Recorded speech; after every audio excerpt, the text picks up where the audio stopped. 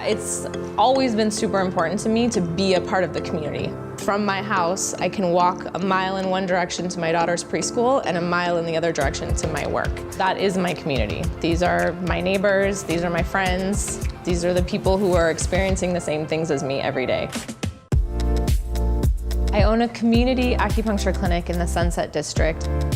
I really wanted to do something different, something that made acupuncture more accessible to more people. I want to be able to treat the Muni driver. I want to treat stay-at-home moms. I don't want to just treat people who can afford an expensive private service. It's been very important for me to contract with companies that make my day-to-day more affordable. I have Sonic gigabit fiber at my home, and I also chose Sonic at my office. It checked all of the boxes that we needed. It's faster, it's probably 50% cheaper than what we were paying, so that allows me to run a community clinic and keep the cost down for other community members that I know have to watch their spending also. I mean, it's been wonderful.